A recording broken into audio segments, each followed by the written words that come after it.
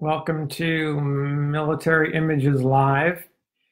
This is Ron Coddington, the editor and publisher, coming to you from our headquarters in Arlington, Virginia. Give everybody a couple of minutes to get on board, and then we'll get moving.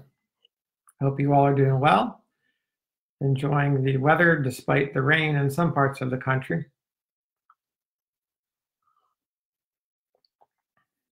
Welcome, David. Happy to have you here tonight. Going to give it a minute or two, let other folks get on. Hope everybody's doing well. Andrew, how are you doing this evening?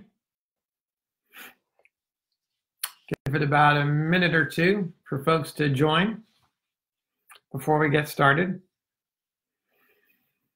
A lot of excitement coming up this week. Hello, David.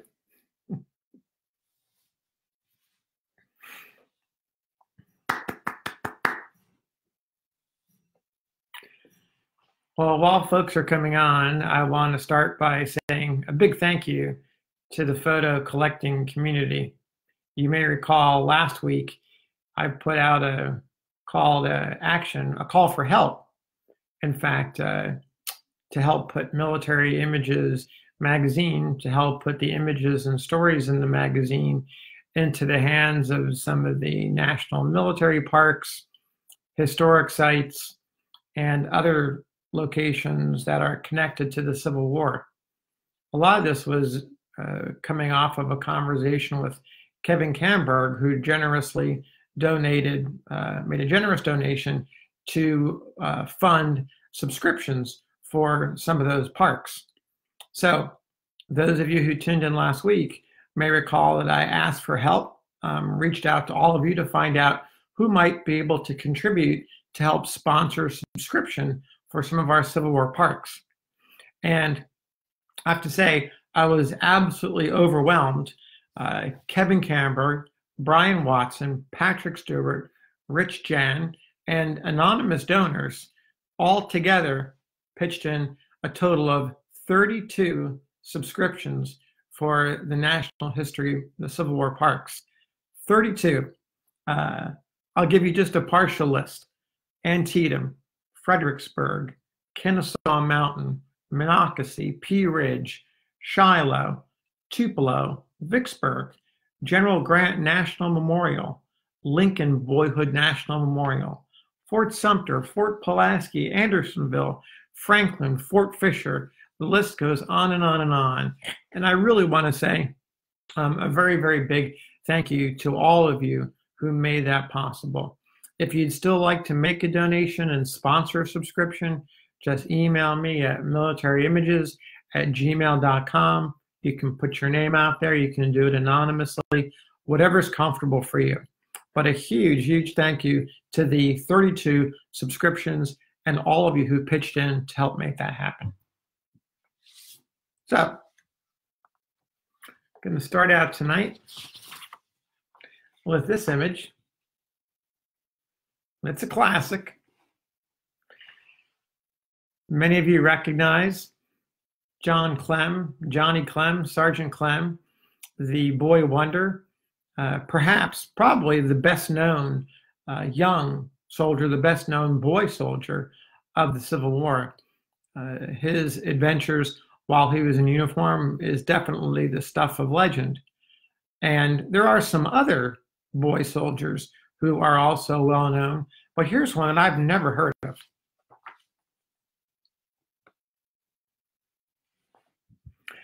At first glance, when you take a look, you almost think that it might be a little boy dressed up in a sailor's costume. But in fact, this is a real uniform.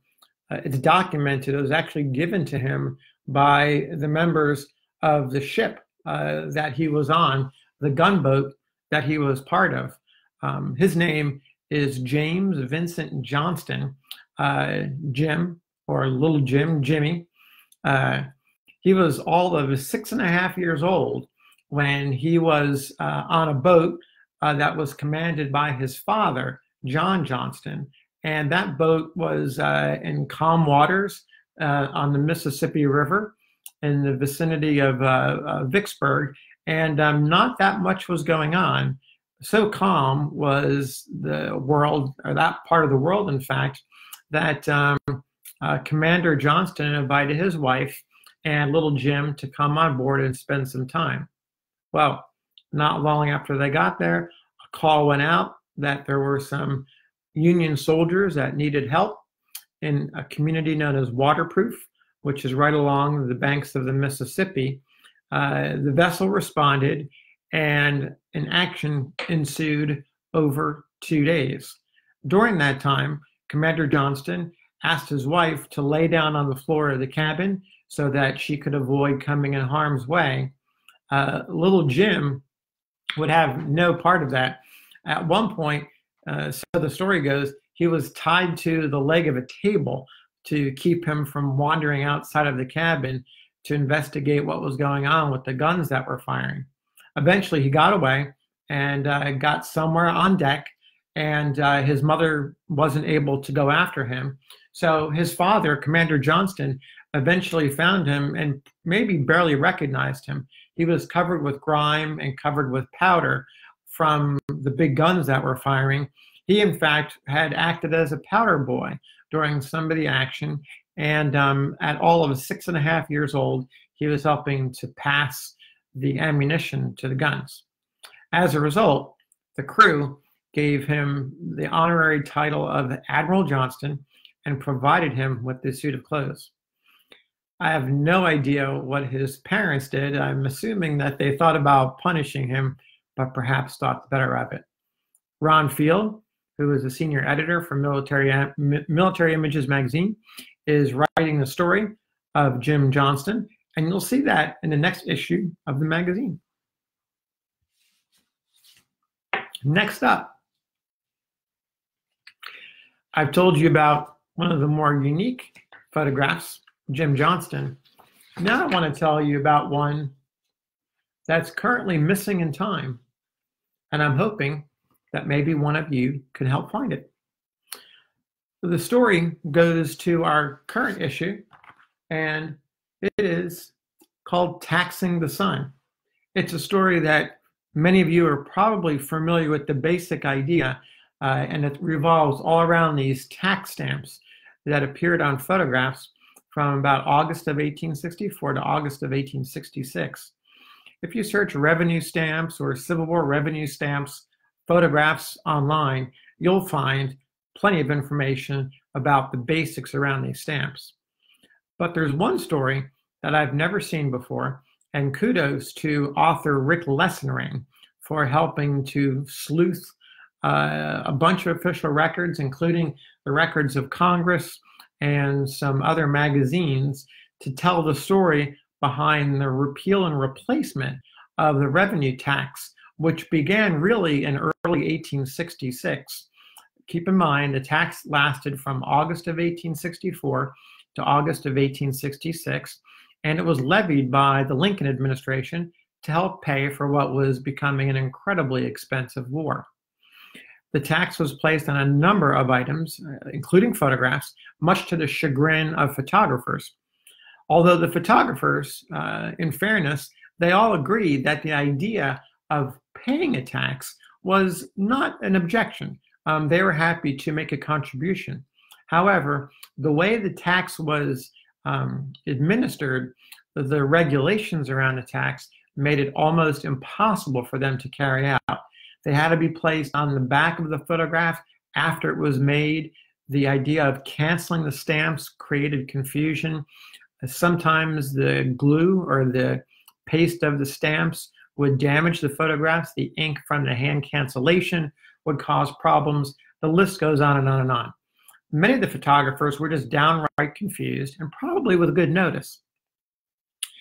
In late 1865 and into early 1866, the photographers began to rebel, and it started with petitions to Congress from all across the country. Eventually, in February of 1866, a delegation, and here's where the story gets really interesting. In 1866, early 1866, a delegation came to Washington and put a formal petition before Congress to stop or repeal and replace the Tax Act. So on February 14th, 1866, this petition lands in Congress. There's a committee of photographers who represent all the photographers in the country. One name I know you're going to immediately recognize, and that's Matthew Brady. Another name you recognize is Alexander Gardner. Those two photographers represented Washington, D.C. There are 8 more photographers who are part of this committee. Some of you may know Baltimore, the brothers David and Daniel Ben-Dan. They're particularly well known. Philadelphia was represented by Edward L. Wilson and Washington L. German. New York City, another well-known name, Charles D. Fredericks and Benjamin Gurney. And Boston and Greater New England was represented by George H. Loomis and Samuel Massary. So here these 10 guys are. They go to Congress, they put the petition out there, and eventually they find a champion. And this gentleman right here, this is Representative Leonard Myers of Pennsylvania. He becomes a champion, and he's able to convince Congress to do the right thing and repeal and replace the Tax Act. So by August, September of 1866, the Tax Act is history. The one that everybody complained about, the one that they called the tax nuisance or the sun tax, was eventually changed so that photographers could have a more understandable law and still pitch in. So here's where the photograph that I was talking about at the beginning of this segment comes into play. There's a little known magazine called the Philadelphia Photographer. This is a copy of the title page of the April 1866 issue. Inside that issue on page 159, right up here, is a note. Now we're looking at April 1866. Keep in mind, the delegation has been in Washington. They've launched their petition. They're beginning to get some traction happening here. And what do a bunch of photographers do to commemorate the event? Well, they sat for their photograph. And here's what the article says. The Washington delegation, Messrs. Ben-Dan Brothers of Baltimore, Maryland, had sent us 2 fine groups, by that they mean photographs, of most of the gentlemen who are giving their time and money for the good of the fraternity in trying to have the stamp nuisance removed.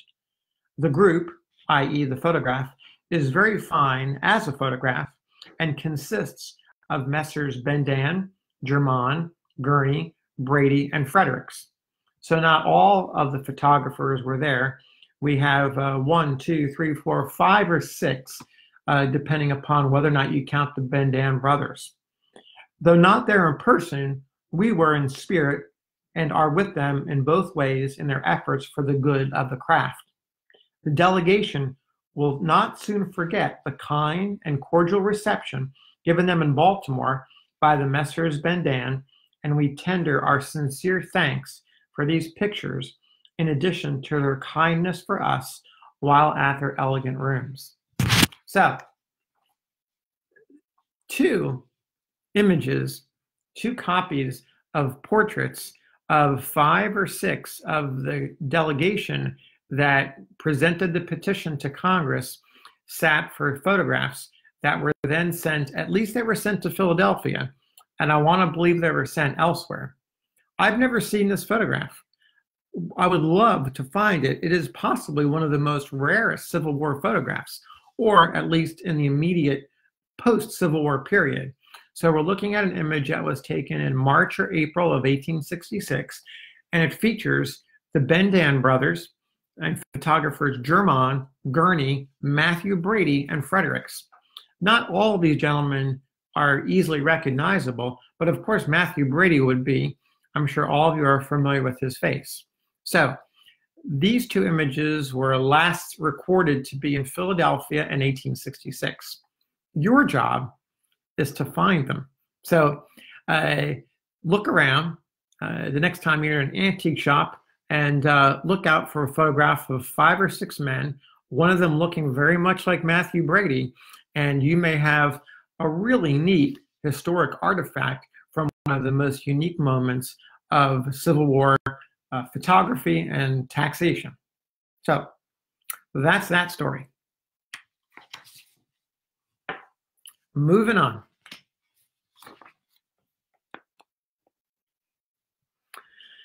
Here is the homepage of the Conservation Center for Art and Historic Artifacts. Speaking of Philadelphia, I visited this company, this nonprofit, on Friday, and I was absolutely blown away with not only their expertise and professional conduct and qualities, but also their wonderful lab, which is located in an old, which was one time an ice cream factory, a beautiful old building. Nowadays, it's covered with tables, and on those tables are 19th century prints, 18th century prints, books, photographs, all kinds of great images and other artifacts. Here's one of the photographs from their website showing one of the things that they do, which is working on 19th century photographs. This is a restoration of a Timothy Sullivan image from his Western days of photography. What led me to this group was Chuck Joyce, who is a frequent contributor to Military Images magazine. He had told me maybe a couple years ago now about this image, which was a badly damaged ambrotype. I've circled all of the areas just to give you some sense of what was going on. There's a big chip, a big flake that had come off the soldier on his uniform and was stuck somewhere in the image. You'll see other, if you look closely, you'll see other bits of peeling emulsion from the ambrotype, some damage from where the mat was rubbing against the image itself, other cracks and crevices that are on there. So Chuck took this image over to the Conservation Center, and they're able to painstakingly, and I spoke with Rachel, who was one of the, she's actually the 19th century photography expert, the authority on photography from that period. I talked to her. She's the one that did the restoration work, and she did it using a microscope and lots of pre-planning and lots of archival chemicals and archival and really tedious work to be able to get it done. So when she was finished with the job, she completely rebuilt the flakes that were off of the image. She put them back on. She restored the images that were coming off, that were flaking off and about to fall off. She did a little bit of work to clean up the area around the mat. And then, although she didn't tell me this, I can see it looks like the exposed edges of the tin might have had some sort of a preservative chemical or some sort of preservative put on them. I may be wrong about that, but it looks that they want to stop any damage happening to it. So this is, I think, a wonderful example of what the Conservation Center is able to do. I'm going to post their website on this Facebook page in case you're interested. If you are wondering what to do with a badly damaged image and you want to preserve it for the future, you might think about contacting Rachel over at the Conservation Center. They didn't ask me to do this or to advertise their services. For me, it's more of a community service because these images are, some of them I know are not in the best of condition. And if you're looking to preserve them for future generations, it might be a good idea to check out their services. Again, a highly professional, really, really expert in what they do. If you happen to live in the Philadelphia area, they have a open house coming up in, I think, November 1st. You can find that information on their website. All right. I want to go to this place, a place I've never been to, a place I'll be visiting next year. This is the Hubbard House. in Ashtabula, Ohio. I've never been to Ohio, but never to Ashtabula. And the Hubbard House was known in the pre-Civil War period as Mother Hubbard's cupboard or the Great Emporium. This was a stop along the Underground Railroad, and it's preserved today as a museum. I talked with Lisa Burrows, who works over at the museum, and she was very impressed with some of the African-American photographs that she's seen, and she was curious about what we might do to help educate and raise awareness about African-American images and about Civil War photography. That got us talking and brainstorming, and an idea we had was to have some sort of a traveling show that we could ship from city to city to be able to put these images into museums, into galleries, into smaller places, nonprofits, for example, that perhaps can't afford to bring a big show to their community, or perhaps live in a smaller town that maybe doesn't have the population to support a larger show. So the idea is, well, what could Military Images do to be able to share these images and share these stories? So that's the origination of the show. Last week, we made a lot of progress in beginning to select photographs for the show. And here's some of the selections that I wanted to, that were definitely are more or less confirmed at this point. We're still trying to arrange permissions with some of the collectors. And then, of course, some of them, like this one here, Octavius McFarland of the 62nd U.S. Colored Infantry, is in the public domain as part of the Gettysburg National Military Park Collection. Here's William Wright of the 104th U.S. Colored Infantry. And many of you may recognize this photo of Reverend Chauncey Leonard. He's over here on the right, and 11 members of USCT regiments. About half of these men were wounded at the Battle of the Crater, and the other half were sick. There's a much larger story that we published a couple of years ago in the magazine called Freedmen Warriors, Civil Rights Fighters. I would draw your attention to that.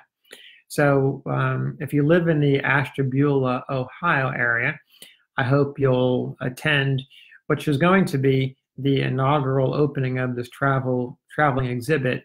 We've got that scheduled for June of 2019. That's the tentative schedule date on that. I want to leave you tonight with one more bit of information.